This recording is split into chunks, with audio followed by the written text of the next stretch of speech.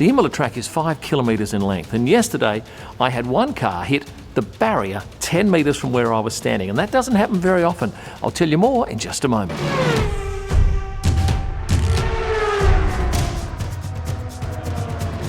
I've never had a car crash 10 metres from me.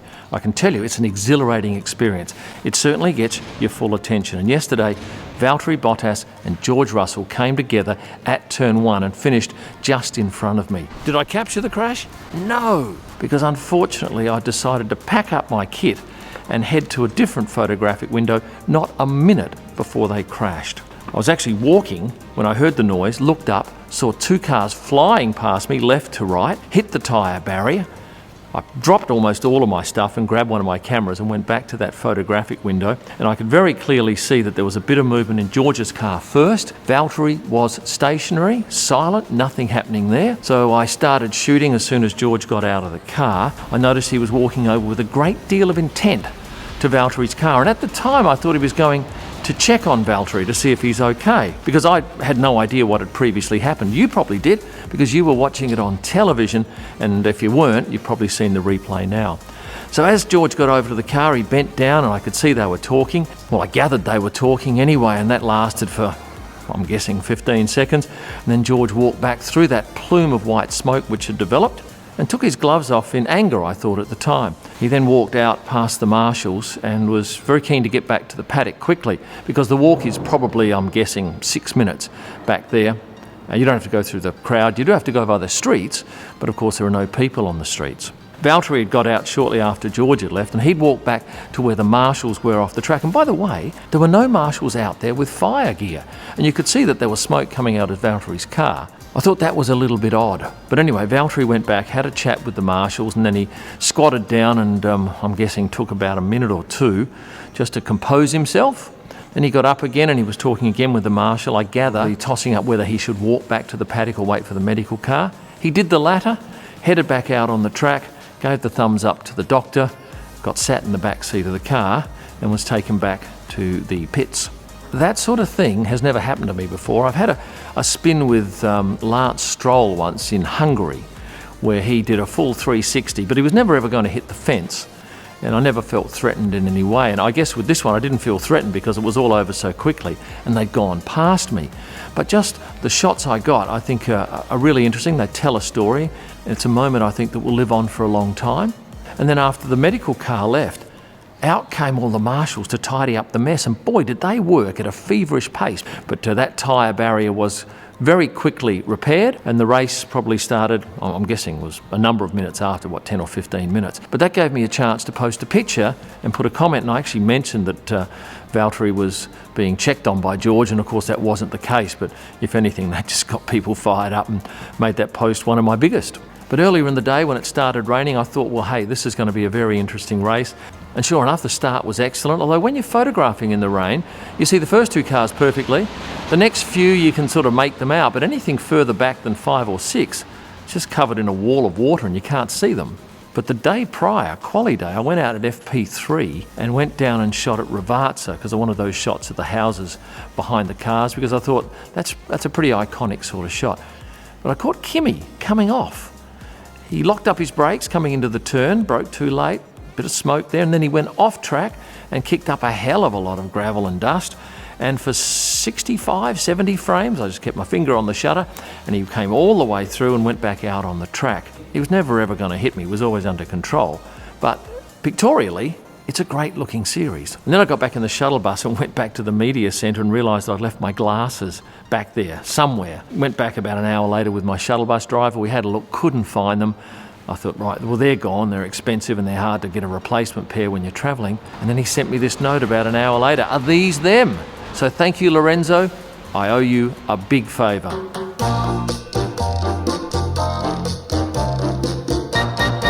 Do you carry one of these when you travel? A pocket knife? You should. Very handy items. So many times I'll need a screwdriver, pliers, sharp knife, and say even things like cutting a tomato. If you're staying in an Airbnb and you've got blunt knives, you need a pocket knife. If you're on the road for a while, carry a pocket knife. You won't ever be disappointed. I'll go back a day prior, which is a Friday, and I went out to Variante Alta, shot the cars coming through the chicane where they get 2 wheels, 3 wheels, sometimes 4 wheels off the ground. But of course they're not going as fast on the Friday as they are, say, in quali, so that's the session to go out and shoot that corner.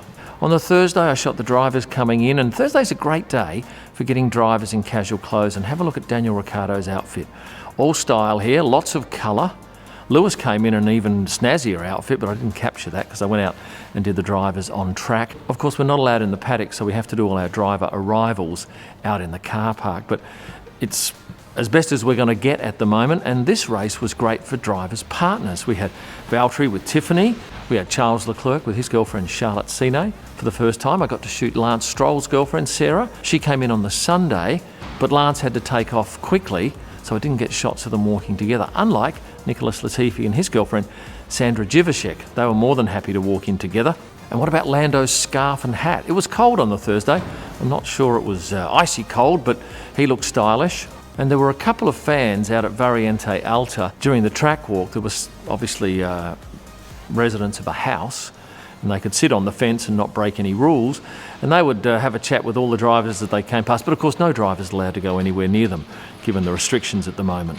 And by the way, I need to thank Canity.com, the world's best online staff training platform, for sponsoring these videos. If you're after first class staff training, you need Canity.com. Going back to driver arrivals, on a normal race weekend there might be 30 photographers waiting for drivers. Because it's COVID, on the Saturday there were about 10 of us. On the Sunday, for about an hour, there was me, and for the other 2 hours, a second photographer. So between the two of us, we had all of these drivers are much more relaxed when there's only a couple of people, and Lewis even said hello to us. Now, that is a very rare thing, because normally with Lewis, there are a lot of people looking at him, and he's the centre of attention, and he tends to just go about his business. Let's jump back to the podium now. Did you see the trophies?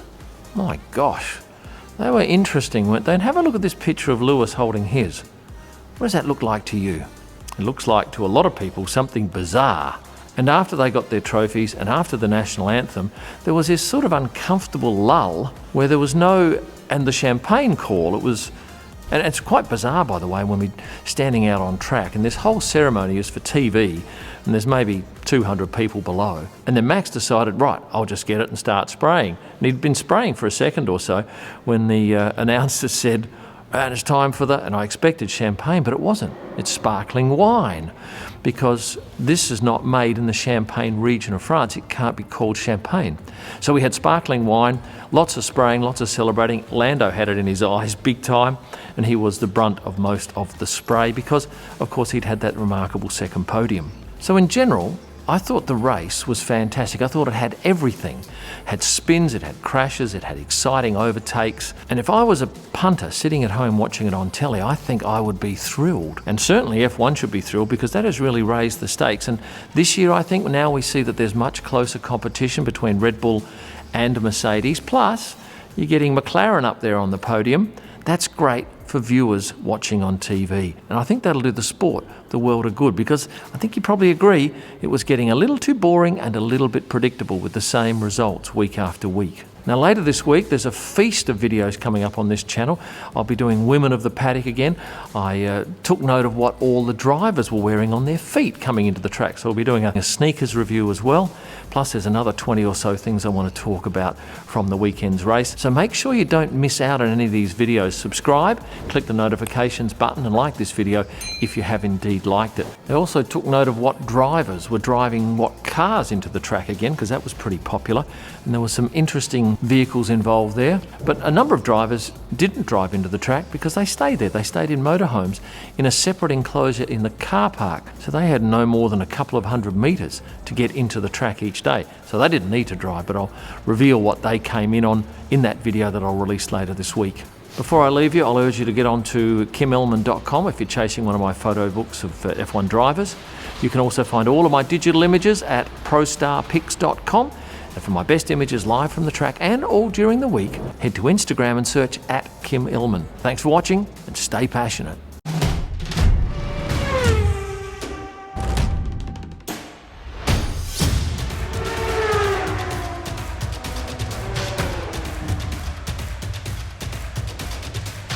Get back for the podium. In actual fact, I thought, because I didn't know, oh no, it's a shit story.